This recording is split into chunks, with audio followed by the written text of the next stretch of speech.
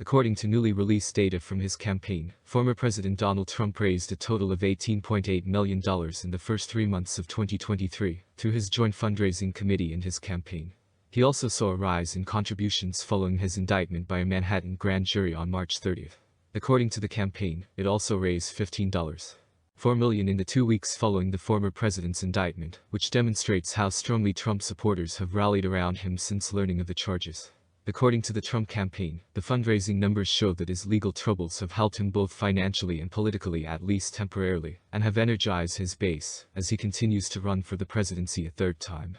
On March 31st, Trump's campaign reported that it had raised $4 million in the 24 hours following the initial announcement of his indictment.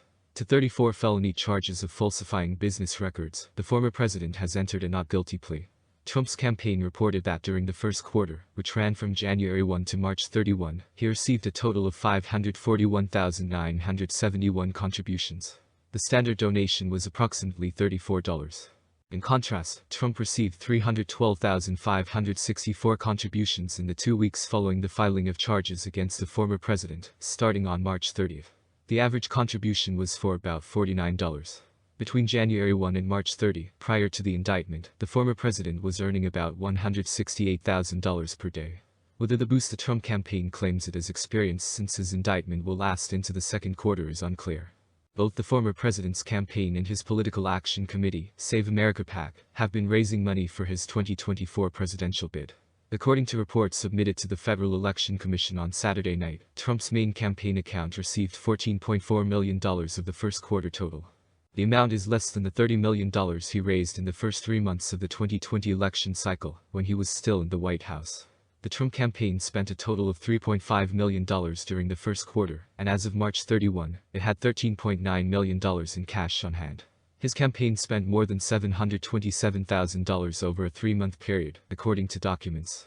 A little over $488,000 went to TAG Air Incorporated, a business that Trump owns and uses to fly his planes. Other Republicans who have declared their candidacies for the 2024 presidential election include Nikki Haley, a former South Carolina governor and United Nations ambassador. His campaign claims she raised $11 million in the 6 weeks following the launch of her campaign on February 15. According to her campaign, she had $7.8 million in the bank at the end of March. Sen. Tim Scott, a Republican from South Carolina, announced a presidential exploratory committee on Wednesday after the end of the first quarter reported on Saturday that, as of March 31, he still had nearly $22 million in his Senate campaign account. Scott could transfer that cash right into a campaign account for the presidency. Vivek Ramaswamy, a biotech entrepreneur who announced his intention to seek the Republican nomination in February, loaned his campaign $10.25 million and collected about $1.2 million from donors through March 31. According to his FEC filing, he had nearly $9.4 million in cash on hand at the end of the quarter. Florida Governor Ron DeSantis has amassed a sizable war chest through his state-level fundraising committee and is anticipated to announce a 2024 GOP presidential bid. According to recent state records, Friends of Ron DeSantis still has more than $85 million in its bank account. Although there are limitations on how he can use that money, it might be transferred to another committee supporting his candidacy. Never Back Down, a pro-DeSantis super PAC that was established in March, has already reported having raised $30 million as of early April. The group recently began what its leaders claim will be a 7-figure advertising campaign to highlight DeSantis' life story and accomplishments as governor of Florida.